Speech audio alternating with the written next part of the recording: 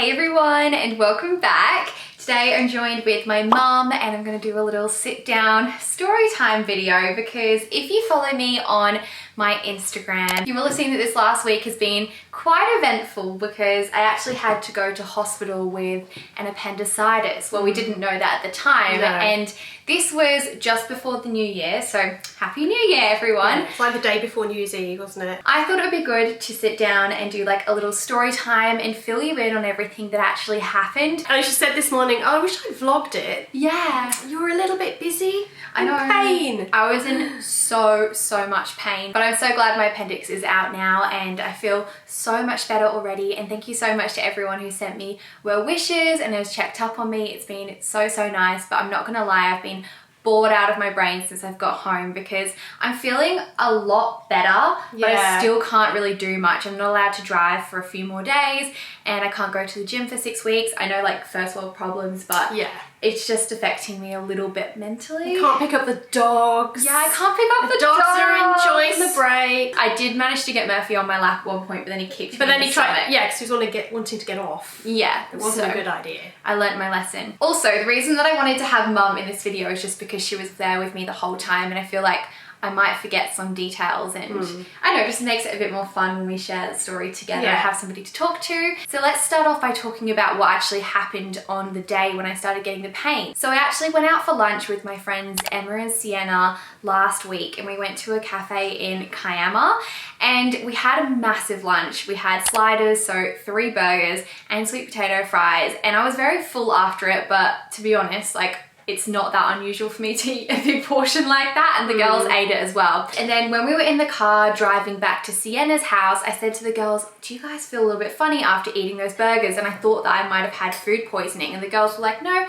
we feel fine. And I was like, oh, you know what, I probably just had a reaction to the food because, as you guys know, I do suffer with like being intolerant to certain foods. Well, and you've been getting pain every time you eat a big quantity. So as you know, I've been seeing like a dietitian and she diagnosed me with IBS because we didn't really know what was the cause of the stomach pains.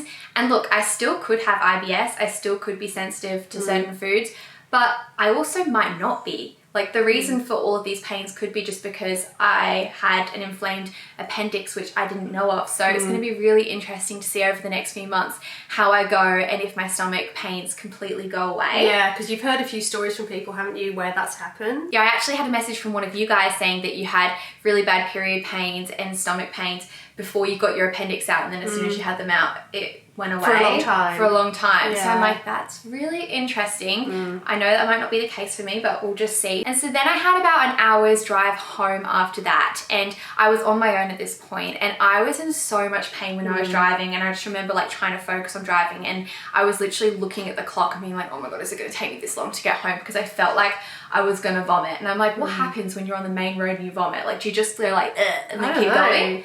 Do you know what I mean? You could probably pull over. I had no idea, but anyway, I was just focused on getting home, and then as soon as I got back to our house, I just collapsed on your bed, didn't I? And I just laid there and I was like, oh my god, my stomach's so sore. And I didn't really think much of it because I literally just thought that I'd had a reaction to the food that I ate. Yeah. So this was probably at like 6 p.m. Then I made my way into the lounge room, collapsed in there, and the pain just got worse and worse. And I was like, wow, this is definitely food poisoning because I've had it before, and often when you have food poisoning, it kind of like builds up and then all of a sudden you vomit or you go to the toilet and then you feel so much better. So I was like, why? So we got you a bucket. Yeah, you got me a bucket. And then I kept running to the toilet and trying to go, and I couldn't. Then we decided that, okay, maybe it's time to go to the hospital, and Braden was here at this point. So we went in Braden's car, which is a little bit of a bumpy. It was a bit bumpy, yeah. It was. It's not like the most smooth sailing car. So I'm sitting in the back and we're going over like speed humps. I'm like, oh. And we got to the emergency ward. Yeah, you were like full on shaking. I was like, my teeth were chattering, my whole body was just shaking and I couldn't stop it. So yeah, they wheeled me straight into the emergency room, and then Mum stayed with me for a long time. A few hours. I think I got home at about 2:30 in the morning. Yeah.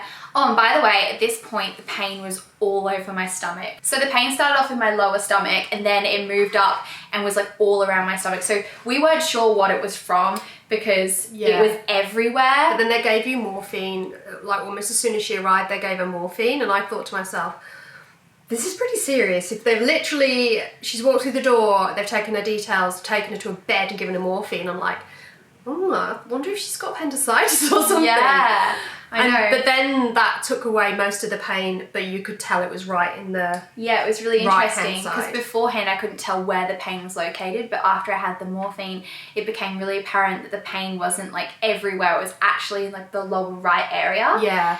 And so I was a lot more relaxed at this point. I wasn't shaking. I had also anti-nausea put into me as well. And I'd also had like blood tests and stuff Yeah, when I arrived. and they showed that your inflammatory markers were up and your Yeah. white blood cells were up, so there was something going on. Yeah, so they were a little bit suspicious. So we were kind of just hanging around at this point. They just wanted to get me comfortable, and I was, because I'd had the morphine. I actually like loved that. I felt great. Until she pressed your tummy to Oh, go, yeah. does it hurt here? Does it hurt here? Does it hurt here? And then she's pressed one bit and Ella like screamed and nearly leapt out of the bed. Yeah, I know. And then you had to actually go home because it was like 2 a.m. Yeah, I was trying to sort of nap in the chair. It wasn't very comfortable. No. Sorry if you can hear Luna in the back. She's just wriggling around. She's burying herself in the bed. You okay? So then at like 5 a.m. they came and checked on me and took my blood pressure, and they said, okay, good, your blood pressure isn't as low anymore, so we can take you up to the ward. So for some reason that was why they couldn't all the take me up anaesthetic there. and all the painkillers can make your blood pressure really low. Yeah. So then once I got up to the ward, I managed to have a sleep, which I really needed. And then you arrived in the morning and it kind of all went quickly from there. So I had to have another blood test, I think, in the morning. CT scan. A CT scan, which was so weird. So Yeah. if you don't know like what a CT scan is, which I'm sure you do, is Murphy, are you comfy there? So the CT scan gives a very accurate picture of what's going on inside your body. They were going to do an ultrasound, but then they said that they might not be able to see my appendix if they do that. So yeah, I went down to have the CT scan, had to drink these 2 big cups of disgusting yellow liquid just so it would like highlight everything that's going on in my body. Yeah. And then I had to wait an hour after I drank that, and I thought I wasn't able to go to the toilet. No. And I was going, Mum, I'm gonna wet myself. Yeah. I'm gonna wet myself. Anyway, it turns out I could pee after all that. The nurse got it wrong. So then they wheeled me down to have the CT scan, and they had to put some yellow dye through my cannula, which felt so weird because like when the dye enters your body, you can actually like feel it, and then it goes down to your bladder, it's and like it feels warm because it's body temperature. yeah, it feels really warm, like you've wet yourself. And they told me it would feel like that, but all of a sudden I was like, yeah, feels like I've wet myself. But that was really easy, really quick. Went back up to the room, was chilling. I had many surgeons come and visit me throughout the day and different doctors. They all said different things. Some of them were like, oh, we think it's an appendicitis. In fact, all of them apart from one Yeah. said, yeah, we're pretty sure it's appendicitis. Yeah. But we need to rule out anything to do with the ovaries. And then that one main surgeon came in and totally confused us all because he was like, yeah, it's highly unlikely to be appendicitis. And he's like, we've cancelled your surgery. Yeah, we've cancelled your surgery and we'll send you home with painkillers. And I was still in so much pain. Yeah. But he was like, yeah, you know, we'll do the CT scan anyway, but we've cancelled your surgery because we don't think that's what it is. So it's such a relief when they then came back like an hour later and went, oh, yeah, you have got appendicitis, it's really inflamed, and we'll get you down to surgery as soon as possible. Yeah. But the other surgeon said to me that even if it wasn't an appendicitis, they'd still like check me out to see if it was anything like endometriosis or a birth cyst and things like that. Just because they saw how much pain I was in. And because of where it was. Yeah, exactly. So yeah, we were very relieved when he came up and said that it was an appendicitis, and you can actually go on antibiotics instead of having the surgery for an appendicitis, which is really interesting, but they said like it's quite likely that it would come back even if a lot of countries are doing that now apparently. Yeah. But then you still end up generally having to have it out eventually, so. I think it's fine to choose to do that, but for me, I felt like I wanted to have it out just because of my history of stomach pains, and I was like, no, I need to just rule this out because I'll always be wondering if I don't get my appendix out. I was also curious to know if there was anything else going on because I've always had really bad period pains and things like So that. you're like, while you're in there, have a good look. Have a good look, see if there's any endometriosis or anything like that. And there wasn't. So that was like a relief. So yeah, it all happened pretty fast after that. After I found out that I was having surgery, I think it was like only a couple hours later that they were like, okay, we're gonna take you down to have the operation now. They're ready for you. But I wasn't ready. Right now. Yeah, they literally came and were like, we're ready right now. And I was like, oh, I need a pee. And then I went to the toilet and I realized, wait, I have no undies on. Yeah, she just got like black leggings on. Yeah. And no undies. When we came to the hospital, I was so flustered and like in so much pain that I hadn't put any undies on because I just, you know, was the last thing I was thinking about. And then I know like it seems silly to be bothered by this because they are professionals and they see all sorts of things because they're surgeons. But I think just the idea of being in a room with a bunch of men, because I knew that a lot of the team that were going to be working on me were men because they'd come up and visited me, and I just felt really uncomfortable about them like seeing my hoo-ha. Your hoo-ha. So you just panicked. the fact that I knew that. And you were like, I haven't got any undies. I said, do you have any paper undies that she can wear? And the guy who was the porter that was pushing her down was like, no, all I know is she's got to get those leggings off. Let's go, let's go. He's like, take your pants off Take now. your pants off. And she was like, she started to cry because it was a bit like pushy. And then the nurse went off and she brought back like a pair of adult diapers because it's all she could find. Yeah. So then I put on like the big adult nappy. It was really comfy. I actually stayed in that for like the rest of the day. Yeah, it looked really comfy. Yeah. But yeah, then I was comfortable to be wheeled down and I felt like I was in Madeline. If you guys have seen the movie Madeline. I can do anything. Yeah, I can do anything. I can do anything. I could do anything. Because she had appendicitis as well. Yeah. Comment down below if you have seen that movie, because I don't know if it's that well known. So then when we got in it to the operating theatre, I was just like lying on the bed and I was so nervous. I started to shake all over again. And you always get a little bit scared before surgery. No. Like you just think that you're gonna wake up or something. Yeah, and then I kept asking questions like, am I gonna actually be asleep? And I just wanted to like triple check everything. But they were all so nice. And and the nurse was really sweet to you about your nappy, wasn't she? She was sweet. There was a really lovely lady who was obviously assisting. I don't know if she was one of the surgeons, I'm not sure, but she was like just getting me prepped and stuff, and we were in there and I was like, oh, by the way, I'm wearing, and before I got to finish my sentence, she's like, oh no, we know dear, we've heard. I was like, oh, okay. Anyway, the vibe in there was great. They had like really great music on. Whitney Houston, I Want to Dance with Somebody. And so I thought that was quite funny and I was like, oh, I love the music. They're like, yeah, this is just any old workplace, you know, of course we play music. Yeah. And that just like relaxed me. That's nice. So yeah, then I had to climb on to the operating table, and before I knew it, I was out, and then I woke up in the recovery room, and that was really weird. You were there a long time, so they kept on giving you more and more painkillers, because every time you woke up, you were in loads of pain. And then in the end, she's like, I can't give you any more because you just keep on passing out. Oh, it was horrible. It was like this really weird feeling of like, you know, when you're so tired and someone keeps waking you up and you're like, and you just can't wake up. It was like that. And I've had like 2 other surgeries before, but I don't remember being like this one would have been a lot stronger. She said you had a really deep anaesthetic. Oh, really? Yeah. Didn't know that. They wheeled Ella back in and she came in, and there's some lovely ladies in our ward with us, and they were like, oh, well done dear, and all this, and then Ella was just like, I'm so confused. Oh, I kind of, and we were like, I said, why are you confused? I don't know. I honestly felt like I was on drugs because I was. I was spaced out. And I just knew how hungry you'd been because it'd been like over 24 hours since you'd had eaten, so I just had gone and bought you a chunky Kit Kat. Yeah, I couldn't eat or drink because they weren't sure if they were going to have to like wheel me into surgery really quickly. So I was super thirsty and also super hungry. Although I wasn't really like that hungry when I was in pain because I was just like focused on the pain, but then I was like until you saw the Kit Kat and then you're like, yes please. Yeah. That pretty quick. Oh, that was such a great feeling. Like, and then I got you some banana bread. Yeah, all I ate that day was a Kit Kat and banana bread. Just some high energy food. So yeah, I actually have a funny little video of me post-surgery that you filmed. Oh yeah. And you can see how much pain I was in. Kind of want to sit up. To you. Did you enjoy your Kit Kat? Oh, so good. Do you want to try to raise the bed up a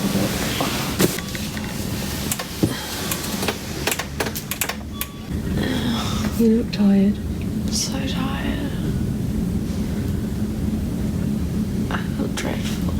And I actually had a lot of pains in my shoulders when I came out, and that's because they actually have to pump you up with gas to be like 9 months pregnant when you're in the surgery. Yeah, they make your stomach really big so they've got a big cavity then so they can look with their cameras. Yeah. And so when like you finish the surgery, obviously the gas is like trapped and it's... They do try to get rid of most of it, but they can't get rid of all of it. Yeah, and so that's why they say you're going to get pain in your shoulders. And I think in your right shoulder. In your right shoulder. I think they even said like you'll get it in your right shoulder. She just said the tip of your right shoulder, Yes. unless you can move around, burp and fart. Yeah. That's what she said. And I could not fart. No. No way.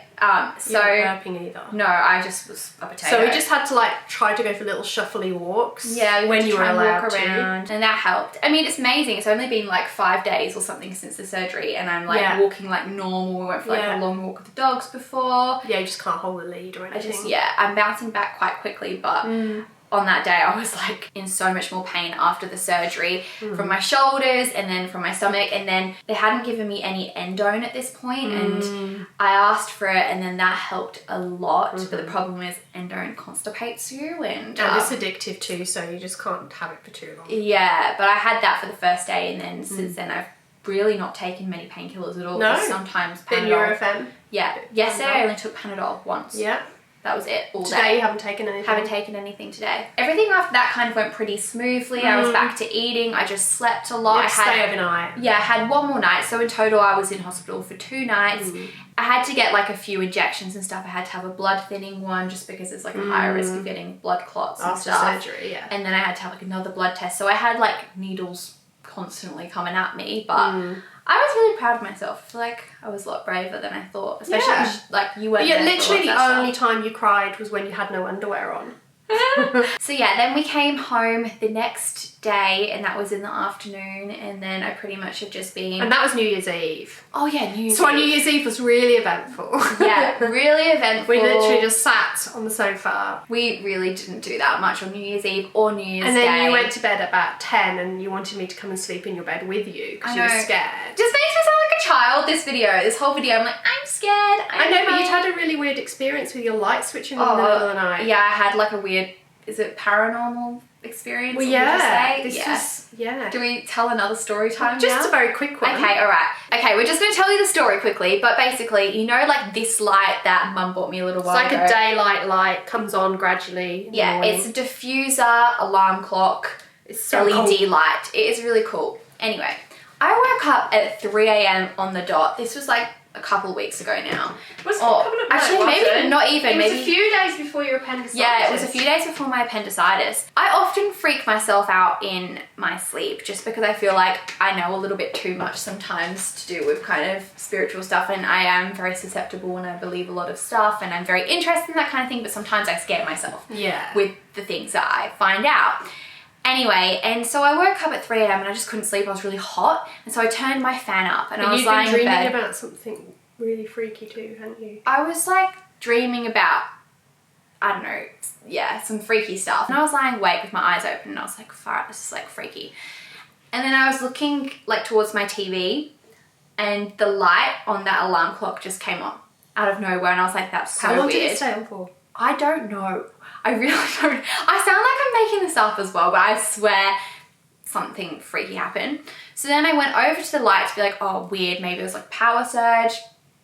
And I looked and it wasn't even plugged into the wall, like completely wasn't plugged into the wall.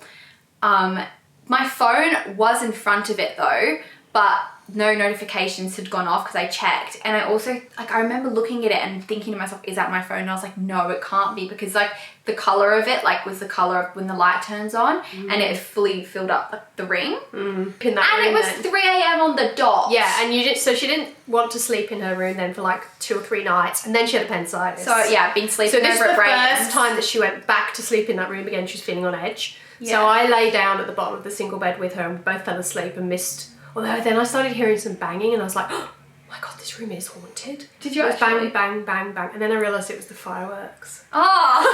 I was like, you didn't tell me that. I literally God. was lying there, and all of a sudden my eyes were like wide open, and I was like, That's so weird. what's that? Yeah, no, I haven't really slept in that room too much. No. I stayed over at Braden's last night, not for that reason. Yeah, but then, what did you say last night? Yeah, I woke up, I don't know what time it was, but I woke up feeling like something was stroking my face. And then I turned over and I wasn't scared because Braden was there, but he wasn't on Braden's side, it was on the other side. And I was like, I was hot again. Pebbles wasn't there. The dog, by the way. And so I was just a bit confused about that. Has anyone else had any experiences like that? Don't freak me out anymore, please. I just love it. Oh, okay. You love it? Yeah. I love it, but I kind of freak out about I love it. it when it's not happening to me. Yeah, no, not when it's in my bedroom. No. Anyway, we have completely like digressed and gone away from the actual story time. But I've been home now for a few nights and I'm feeling so much better every single day. I'm waking up with more energy. Yeah. I've managed to get the toilet now. I am very curious about how things will go in the future and I'm just gonna document the journey for you guys and let you know how my stomach goes. And yeah, we'll just see. But I'm really glad that this is sorted because obviously if you leave an appendicitis when it's infected, it can't be too good. No. But they do call it like a grumbling appendix, so it could have literally been going on for ages. And even though sometimes when I would eat certain foods I would get pain on the left side and I thought it was to do with an intolerance or because I ate too much, it could have actually been referred pain from my appendix, which is what the surgeon told me. They said that sometimes someone will have like an appendicitis but then they feel the pain on a different side. Yeah, they've done studies about it. It's super interesting, but I just wanted to do this little video and fill you guys in. I hope it was interesting and it wasn't too You certainly look boring. so much better than yourself than I feel you've looked for a long time. What, I'm wearing makeup? Oh. No, I'm joking. Wait, really? No, You I actually do better? think you look better. What do you mean?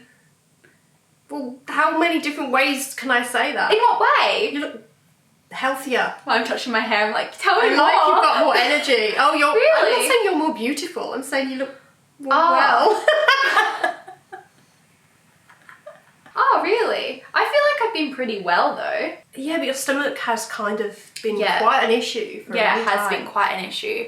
And I mean, since I've come out, I haven't really had any specific pains. Thank you again for everyone's well wishes. Yeah, anyone who messaged me, I was literally reading them out as they were arriving to Ella, so that was nice as well. I know, it was really, really nice and it kept me busy because I was seriously so bored. So I actually just loved reading your messages. If I haven't replied to like a DM, I definitely did see it. I just had a lot of messages when they came through, but I appreciate you guys all so, so much. Before I go, I'll show you my stomach because I don't know if you're interested, but I want to show you. It's still a little bit like bloated with the air, isn't it? Yeah, it's a little bit bloated. Yeah. As you can see, they went in through like my belly button. Well, they didn't go through my belly Just button. to the left of the belly button. But I have a bandage over there. The scar's like about 1 centimetre. Yeah, and then I have another incision down here, and then I won't go too low because you'll see my hoo-ha.